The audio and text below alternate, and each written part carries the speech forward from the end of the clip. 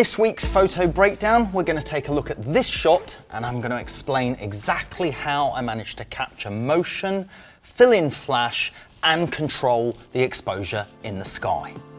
Thanks to Squarespace for sponsoring this video. Use coupon code CARL to get a 10% discount. Now this image that you can see on screen at the moment is actually quite an old one. Probably 15, 20 years ago this was shot. It was shot on film actually, I think at the time. And this was when I operated more in photojournalism, corporate, PR and general commercial photography. And there are some techniques in this photo that are quite important to explain on how this was achieved. But before we do that, let's just take a look at a sort of diagram so you can understand what is going on, and then I'll show you a little bit more information.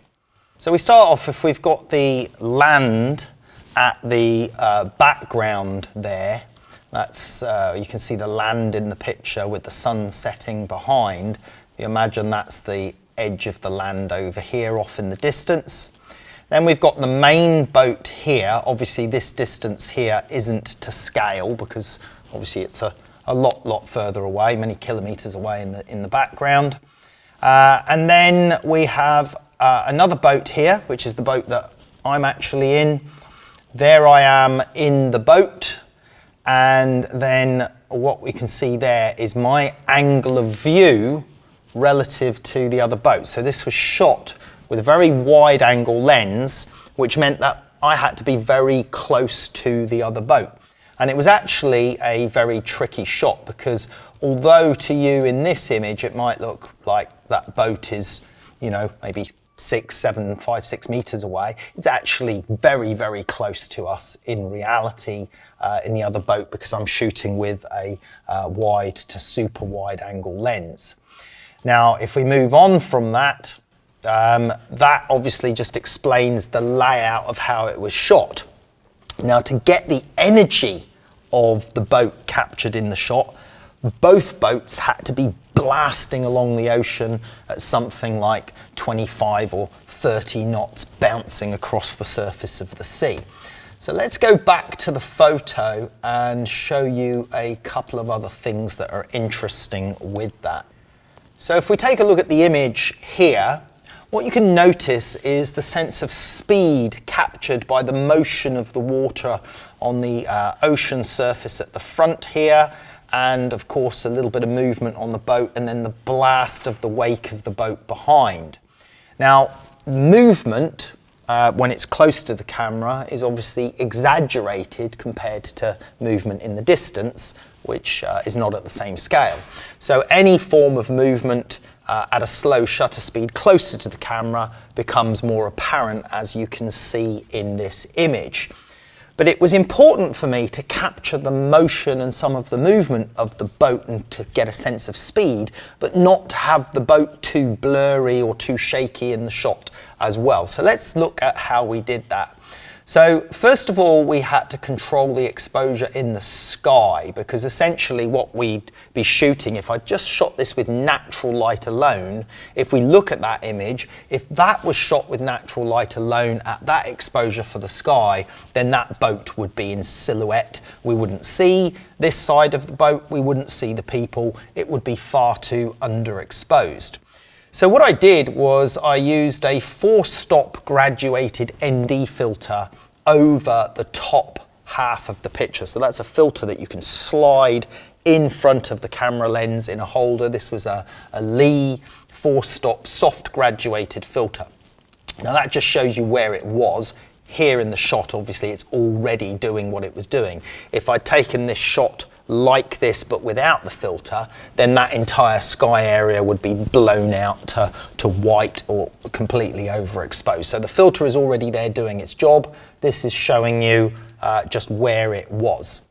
The next thing that was important was the shutter speed. I used a very low shutter speed of just 1/15 of a second. Now that might be quite counterintuitive to new photographers because they're thinking, well, if I'm bouncing around in a boat and there's a lot of action and a lot of energy and movement and that sort of stuff, you're swaying in the boats are jumping around, you're thinking maybe, oh, I need to use a fast shutter speed, we've got lots of daylight, lots of movement, and you may think you want to freeze everything pin sharp with 4,000th or 2,000th of a second. So using a slow shutter speed like a 15th of a second is actually counterintuitive when you think about it, but it's essential for this type of photograph because otherwise we wouldn't get that sense of movement that's been captured in the shot there with the spray and the wake of the boat and everything else and the energy that's going on there. But to counteract some of that motion blur that occurs at those low shutter speeds, I'm using fill-in flash. And in this instance, not my usual studio flash, here I've actually just got a Speedlight on top of the camera. Now, if I remember correctly, this was shot on a Canon camera at the time, and it would have been a Canon Speedlight on the top of the camera, something like a 580 with the beam on the Speedlight set to a wide angle. And that burst of fill-in flash, because we know that flash burst is very quick, so it's almost like a fast shutter speed itself, that burst of fill-in flash freezes most of the boat sharp. There's a little bit of movement at the bow of the boat, but generally in the center where the people are and the sort of main area of interest, it's frozen pretty sharply from the flash. But the slow shutter speed allows us to capture the blur of the movement. And that is the area, if you like, that is basically controlled by the exposure of the flash. Now, if we turn all this off again and we just look for a little bit of evidence of that, you can actually see it here. Because you see these water droplets here, they're frozen sharp. And that's because they're frozen by the burst of flash. But combined with the slower 1/15th of a second shutter speed, they also trail as well. So you have some frozen sharp part of it and then some part of it blurred, so it ends up looking like a meteorite coming through the sky. And then obviously, as I said, things in the distance aren't so much of a problem because there's less apparent movement further away in the distance, and then the graduated filter is controlling the exposure on the sky. So a few techniques applied all together there to create what I would call a more dynamic result than a standard fast shutter speed shot. And this is where you can get creative by using slower shutter speeds, handheld, no problem at all, and use them with fill-in flash. Generally speaking, as we teach on Carl Taylor Education, you can actually use low shutter speeds handheld of an 1/8 of a second or 15th of a second for a lot of street photography by just holding the camera really still. And especially if you're shooting with wide angle lenses or super wide angle lenses, you have less exaggerated movement as you would with a telephoto lens. So it allows you to shoot with those slower shutter speeds. Give it a go. If you'd like to learn more, we've got plenty of examples on carltayloreducation.com. Thanks very much for watching. This video is brought to you by Squarespace.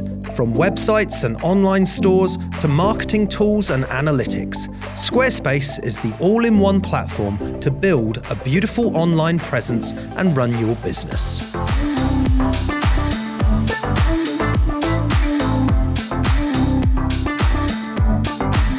Head to squarespace.com for a free trial. And when you're ready to launch, go to squarespace.com/Carl to save 10% off your first purchase of a website or domain.